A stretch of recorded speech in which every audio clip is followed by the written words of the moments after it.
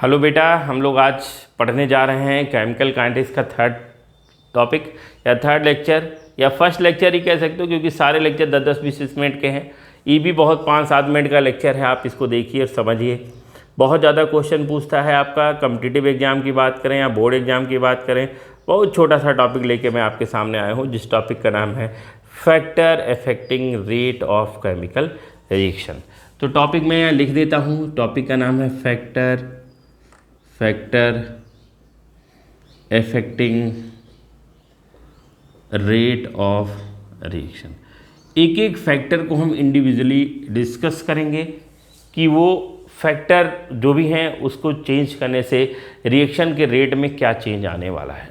तो जो सबसे पहला फैक्टर है, सबसे इम्पॉर्टेंट फैक्टर है, जिस पे आपका 80% चैप्टर है, उसका नाम है कंसंट्रेशन, मोलरिटी। कि आपका मोलरिटी को चेंज करने पे, कंसंट्रेशन के चेंज करने पे आपके रिएक्शन के रेट में क्या चेंज आएगा, वो हम लोग पढ़ेंगे, इंडिविजुअल पढ़ेंगे। 80% में बताया, 80% चैप्टर यहीं से बिलोंग करता है कंसंट्रेशन पे। दूसरा जो हम लोग पढ़ेंगे वो आपका है टेम्परेचर, वेरी इंपॉर्टेंट रोल।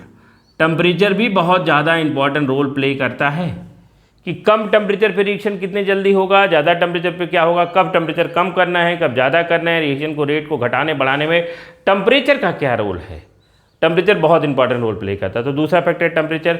तीसरा फैक्टर है जिसको कहते हैं सरफेस एरिया।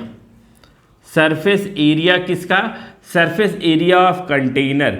जिस कंटेनर के अंदर, बीकर के अंदर, टेस्ट ट्यूब के अंदर, जहाँ भी आप रिएक्शन को करा रहे हो, उस रिएक्शन का जो कंटेनर है उसका सरफेस एरिया कैसा है। क्योंकि आप बहुत बार पढ़े हो surface area effect many process को इफेक्ट कर रहा है, तो यहाँ रिएक्शन के रेट को भी सरफेस एरिया इफेक्ट करेगा। उसके बाद हम लोग फोर्थ फैक्टर की बात करते हैं, जिसको कहते हैं हम लोग एंजाइम। बहुत ज़्यादा इंपॉर्टेंट है एंजाइम। बायोलॉजिकल कैटालिस्ट हैं आपके एंजाइम। तो एंजाइम, एंजाइमेटिक रिएक्शन, हमारी बॉडी में दुनिया भर के एंजाइमेटिक रिएक्शन होते हैं। तो एंजाइम का क्या होल्ड है किसी भी रिएक्शन के रेट को चेंज करने में, रिएक्शन के रेट को घटाने में या रिएक्शन के रेट को बढ़ाने में, कैसे आपका एंजाइम वर्क करता है, उसी टॉपिक को हम लोग सीखेंगे यहाँ फोर्थ फैक्टर, जिसको कहते हैं एंजाइम। नेक्स्ट फैक्टर जो आपका है वो आपका ultraviolet rays. Fifth factor है जिसको कहते हैं अल्ट्रा वायलेट यूवी रेज। तो यूवी रेज, सारे रिएक्शन यूवी रेज के प्रेजेंस में नहीं होते हैं, कुछ रिएक्शन यूवी रेज के प्रेजेंस में होते हैं, कुछ नहीं होते हैं। जैसे ऑर्गेनिक केमिस्ट्री में अगर आप पढ़ेंगे, ऑर्गेनिक केमिस्ट्री में तो जितने भी फ्री रेडिकल का फॉर्मेशन हो रहा है, जहां आपका क्या कर रहे हो, आप फ्री रेडिकल सब्स्टिट्यूशन कर रहे हो, फ्री रेडिकल एडिशन कर रहे हो, जहां आपको फ्री रेडिकल बनाना है, वहां अल्ट्रा वायलेट रेज लेके आते हैं। तो इस अल्ट्रा वायलेट रेज से क्या होता है, क्या फ़र्क पड़ता है, रिएक्शन जल्दी होता है कंप्लीट या देर में कंप्लीट होता है, क्या इफेक्ट डालता है रिएक्शन के रेट में, यहाँ हम लोग पढ़ेंगे अल्ट्रा वायलेट रेज। और एक और फैक्टर, सिक्स फैक्टर एक और जान लेते हैं, जिसको हम लोग क्या कहते हैं बेटा, pressure. Pressure play very important role.